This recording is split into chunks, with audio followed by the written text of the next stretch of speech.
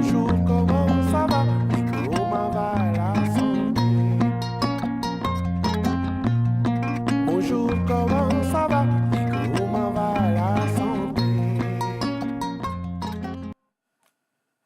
Mesdames et messieurs, bonjour, bienvenue à vous ici sur Télésud pour un nouveau numéro de votre émission Comment va la santé? Aujourd'hui, on aborde un sujet très important, à savoir la vaccination, notamment la vaccination de nos enfants. Alors, tout au long de cette émission, nous allons tenter de répondre à toutes vos questions. Pourquoi est-il important de vacciner nos enfants? Quelles sont les obligations vaccinales fixées par le ministère de la Santé en France? Et bien sûr, comment protéger nos enfants voyageurs? Voilà, les questions sont posées et on y répond avec notre cher docteur.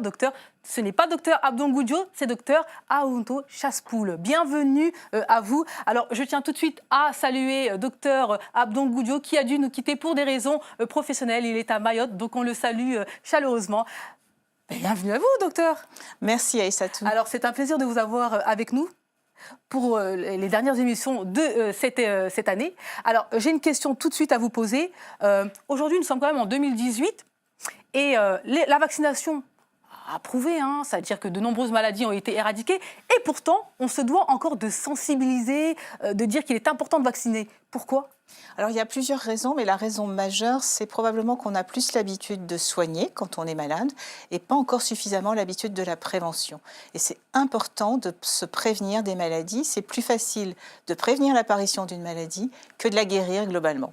Voilà, l'information est dite, l'information principale, l'information très, très importante à garder en tête. Il faut prévenir. Alors, tout de suite, nous allons accueillir dans un instant le professeur Godelus qui va nous accompagner tout au long de cette émission. Et oui, professeur Godelus, il est tout simplement pédiatre et spécialiste de la vaccination. Donc, nous allons lui poser différentes questions. Nous allons l'accueillir tout de suite. Allez, c'est parti.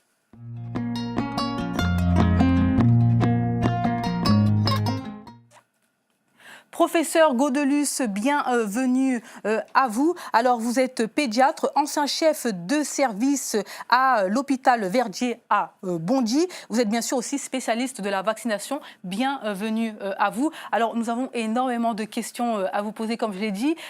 Mais tout de suite, alors moi, je me pose une question. Qu'est-ce qu'un vaccin? À quoi sert-il? Alors, le but fondamental d'un vaccin, c'est de protéger. Plutôt que de subir une maladie, on va se débrouiller pour avoir les armes qui sont susceptibles de la combattre avant qu'elle n'arrive. Et donc un vaccin, c'est fait pour protéger.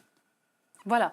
Et autre question, avant de passer au premier micro-trottoir de cette émission, la population française est-elle bonne élève concernant la vaccination? Alors il faut apporter quelques nuances. Globalement, nos enfants sont bien vaccinés, sauf peut-être pour 2 maladies sur lesquelles j'aurai l'occasion de revenir. Très bien. On va en revenir, mais tout de suite, place au premier micro-trottoir de cette émission, à savoir, qu'est-ce que vous pensez de la vaccination? Est-elle importante à votre yeux? Eh bien, on regarde ça tout de suite.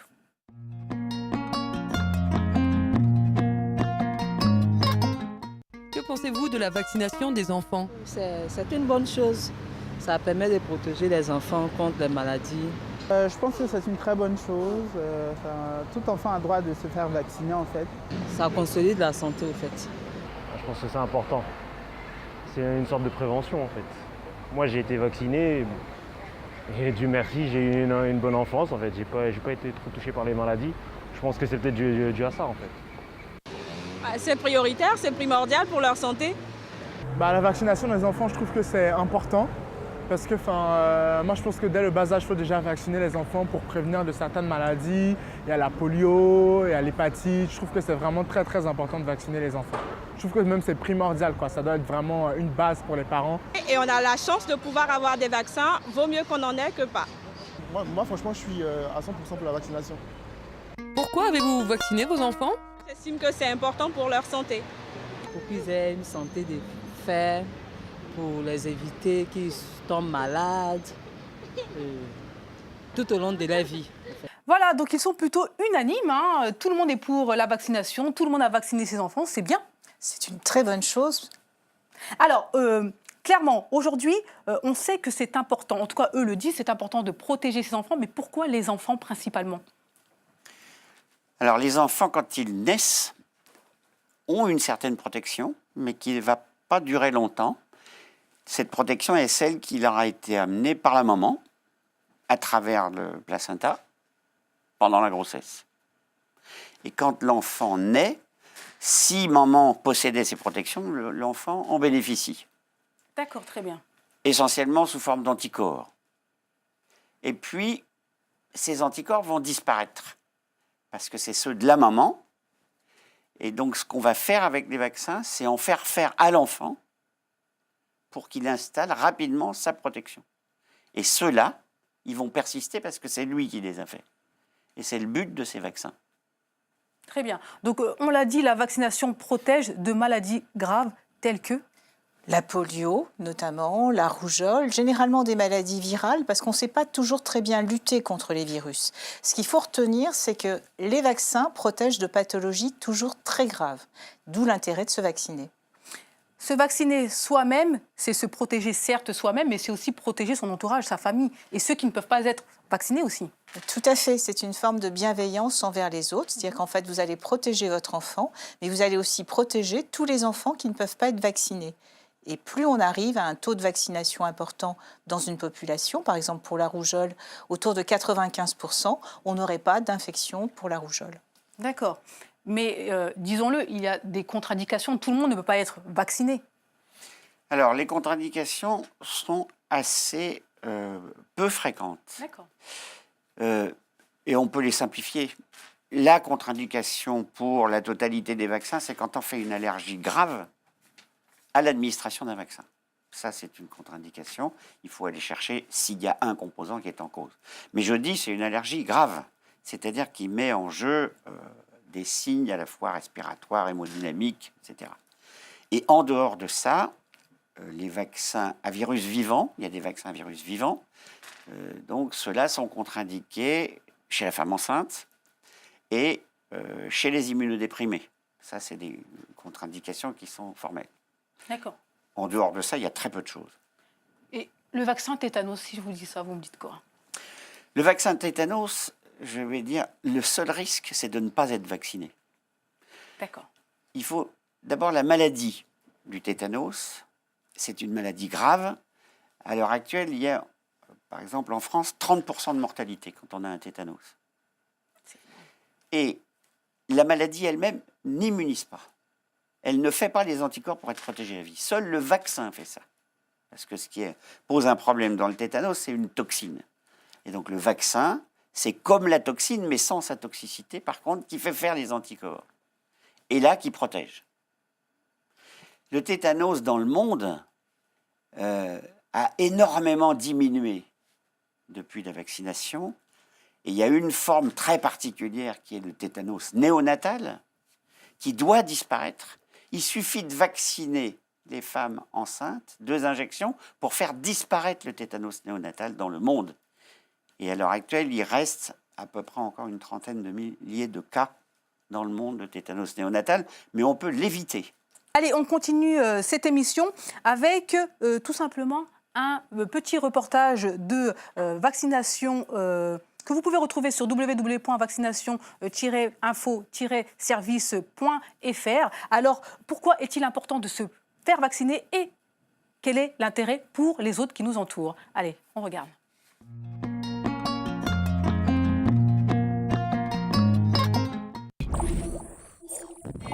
Pourquoi la vaccination est-elle importante pour nous et pour les autres?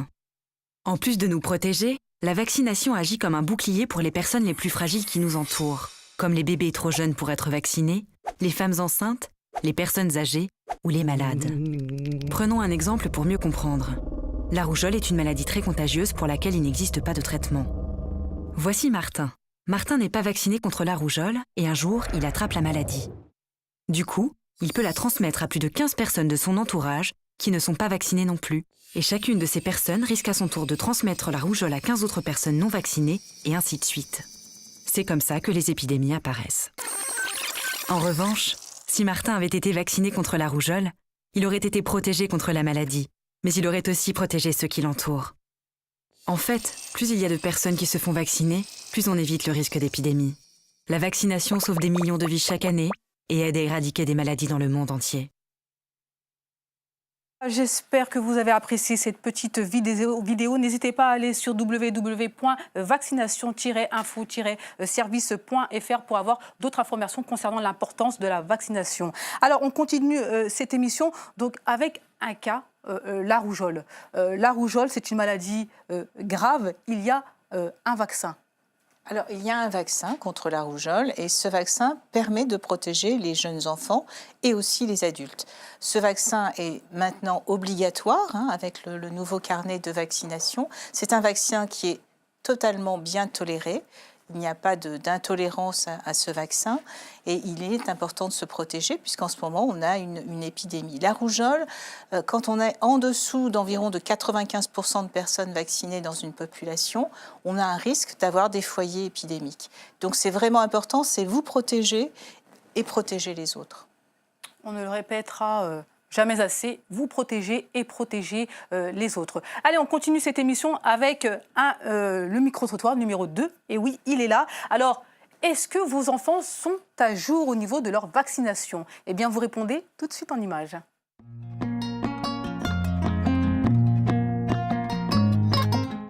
Vos enfants sont-ils à jour au niveau de leur vaccination? Oui, les vaccins de mon fils sont à jour.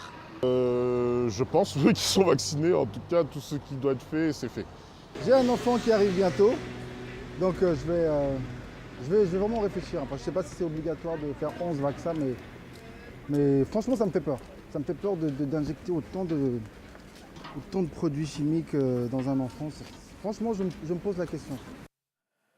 Voilà, de retour sur le plateau avec professeur Joël Gaudelus. Alors, l'importance de faire les vaccinations en temps et en heure. Vous allez nous le dire tout de suite pourquoi c'est si important et pourquoi les parents doivent être tout simplement au courant du calendrier vaccinal. Alors, si le calendrier vaccinal a été fait, c'est précisément pour optimiser la protection de l'enfant dès le plus bas âge. Parce que la façon de se défendre, le système de défense, qu'on appelle le système immunitaire, n'est pas à la naissance aussi performant qu'il est à 6 mois, à 1 an, à 5 ans, à 20 ans. Et donc, on est obligé, quand on est petit, d'une façon générale, de faire plusieurs injections pour protéger de la même maladie et de faire ce qu'on appelle ensuite des rappels. Et donc, le ministère, à la suite évidemment d'expertise et de travaux, vous propose un calendrier vaccinal. Et le plus facile, c'est de faire à âge fixe et d'avoir les vaccins qui sont préconisés. Alors, à âge fixe, c'est à l'heure actuelle, depuis 2013, on fait 3 injections dans la première année qui sont à 2 mois, à 4 mois et à 11 mois.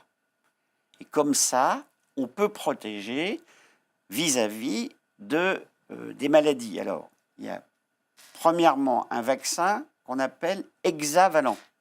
Hexa, ça veut dire 6. Ça veut dire qu'en une seule piqûre, on va vous protéger contre 6 maladies. D'accord. Et puis, au même âge, de l'autre côté, dans la cuisse, chez les petits, on va faire une protection contre le pneumocoque. C'est un autre vaccin qui s'appelle en France le Prévenir 13, il n'y en a qu'un. Et donc, ainsi, on va faire à l'âge de 2 mois, on répète à l'âge de 4 mois, et on répète à l'âge de 11 mois. Et ces enfants vont être protégés contre les maladies contre lesquelles on a fait des vaccins jusqu'à l'âge de 5 ans. Là, il faudra faire un nouveau rappel.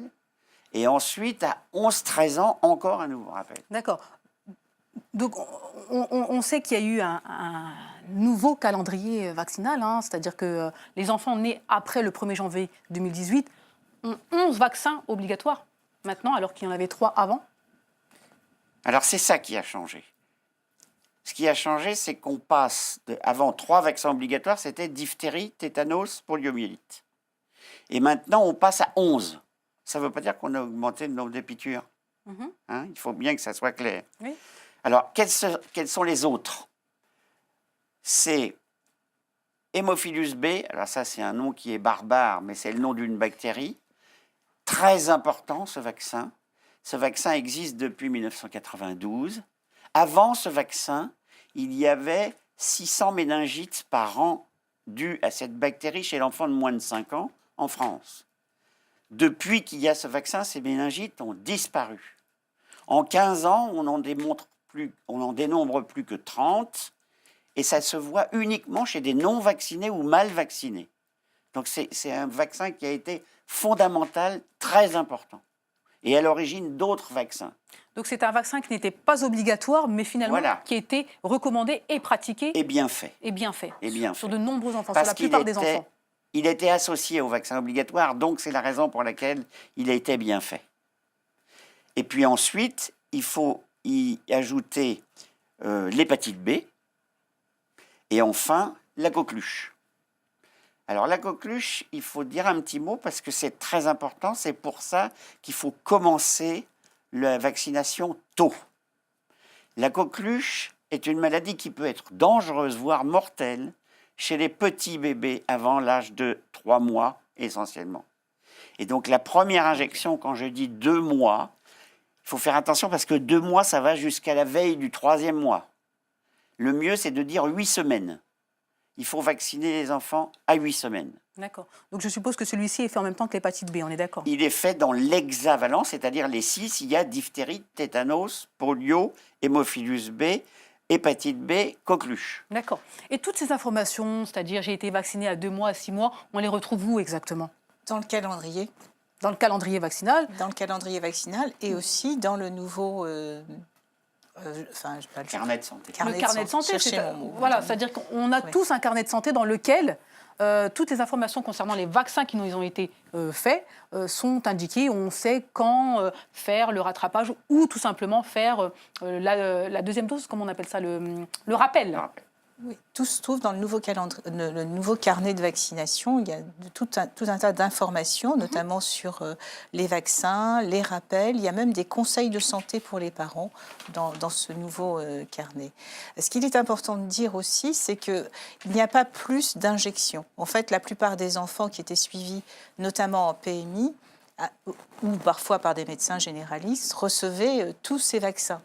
En fait, ce qui est nouveau, c'est qu'on les a rendus obligatoires parce qu'il y avait une petite frange de la population qui ne se vaccinait pas et ce qui est probablement à l'origine de la résurgence d'un certain nombre d'épidémies. D'accord, très bien. En tout cas, information à garder en tête. Nous avons tous un carnet de vaccination qu'il faut garder soigneusement, qu'il faut regarder afin de voir quand on doit vacciner nos enfants et quand on doit faire les différents rappels. J'ai bien retenu la leçon. Oui, c'est parfait. Allez, place au reportage. Ah, allez-y. Il y a 2 vaccins dont on n'a pas parlé et qui sont faits quand même dans la première année, c'est essentiel, qui sont la rougeole. Hein. Alors, à l'heure actuelle, il n'existe plus en France de vaccin contre la rougeole seul. Seul existe un vaccin triple qui s'appelle ROR, c'est-à-dire rougeole, oreillon et rubéole. Ça, c'est des vaccins à virus vivants qu'on fait à l'âge de 12 mois à tous les enfants. Et puis enfin, ces vaccins sont également obligatoires. On était à 7 et donc ici, on arrive à 10. Rougeole, oreillon, rubéole. Mais c'est une seule injection. D'accord. Et enfin, il faut y ajouter le méningocoque C. Le méningocoque, c'est une bactérie, comme son nom l'indique, susceptible de donner une méningite, une forme de méningite grave, qui a 10% de mortalité, 30% de séquelles. Et il suffit de faire une injection à 12 mois également. En même temps qu'on fait rougeole, oreillon, rubéole, on fait aussi le vaccin méningocoque C. Et comme ça, on arrive à 11 vaccins obligatoires. Voilà. Il faut quand même enfin signaler une nouveauté en 2017, c'est qu'il a été rajouté à l'âge de 5 mois une injection contre le méningocoque C pour pouvoir protéger le bébé avant 12 mois où on lui fera ce rappel. D'accord. J'espère que vous suivez avec grande attention tout ce qui est dit sur ce plateau. On continue avec le reportage. Nous avons rendez-vous avec Dr Louis Lifam à l'hôpital Jean Verdier pour une consultation pédiatrique des enfants voyageurs. Allez.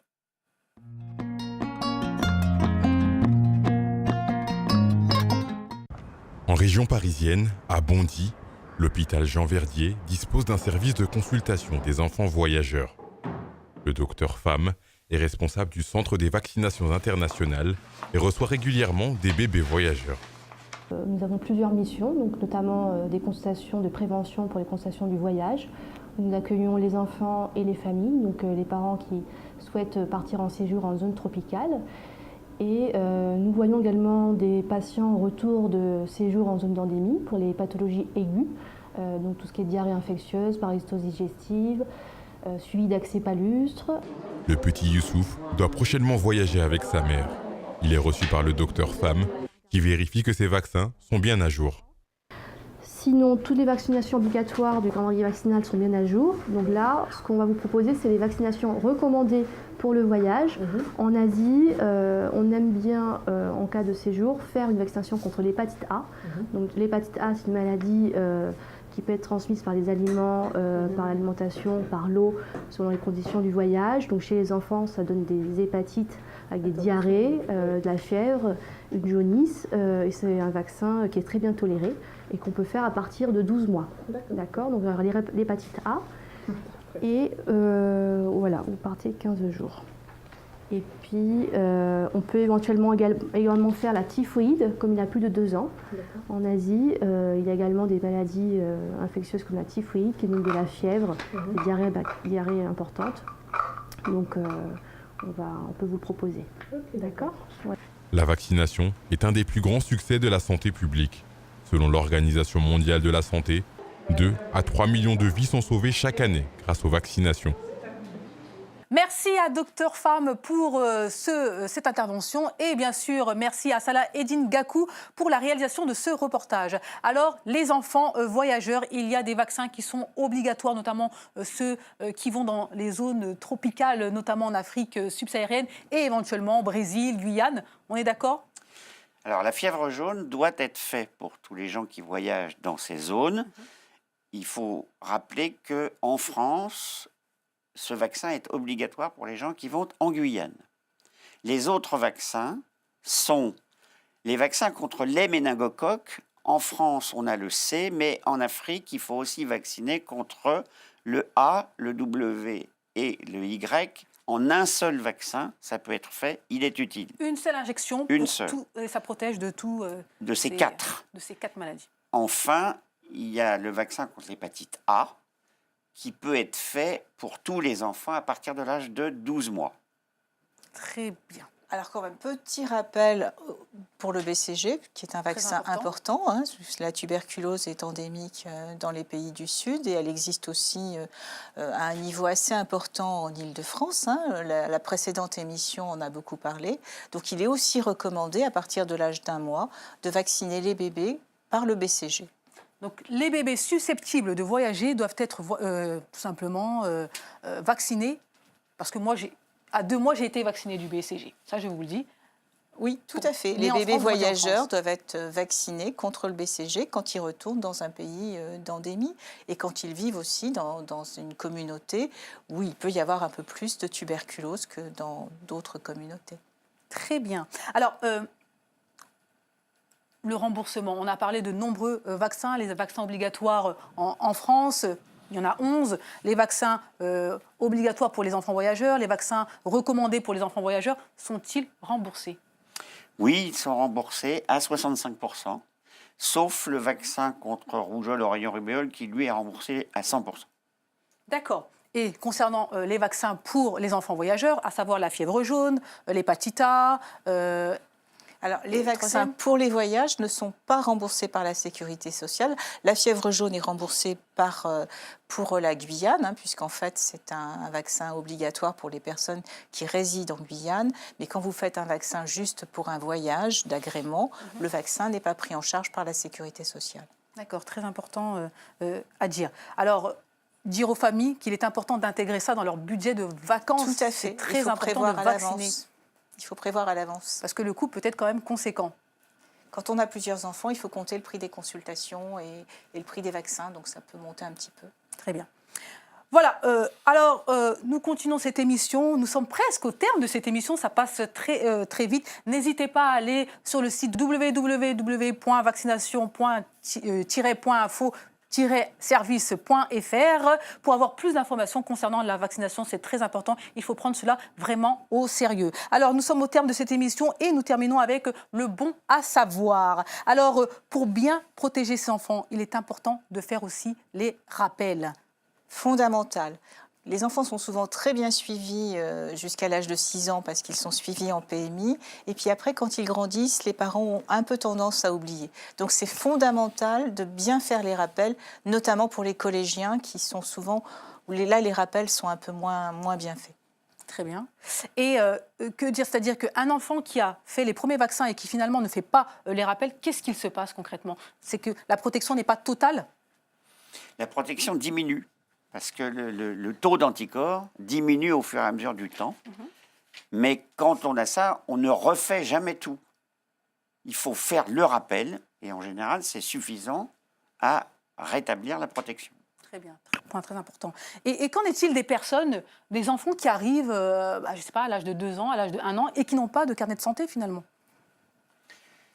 Alors, quand on a ça, on a une méthode qui est premièrement de regarder le pays.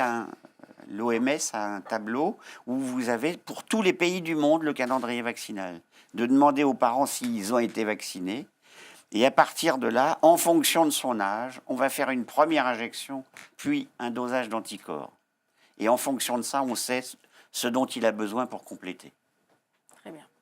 Voilà, nous avons toutes les informations concernant la vaccination. En tout cas, on a tenté de vous donner le maximum d'informations. N'hésitez pas, encore une fois, j'insiste, sur ce très bon site www.vaccination-info-service.fr. Vous allez avoir toutes les réponses à vos questions. N'hésitez pas aussi à consulter les médecins, n'est-ce pas? Oui, tout à fait. Les médecins généralistes, les médecins de PMI, ils vont vous répondre à toutes vos questions. Et c'est très, très important de se vacciner. L'importance, c'est la prévention. La prévention. Alors, je vous dis à très bientôt ici sur Télésud pour un nouveau numéro de Comment va la santé. Merci à vous, professeur Godelis. Merci, professeur. Merci, Aïssatou.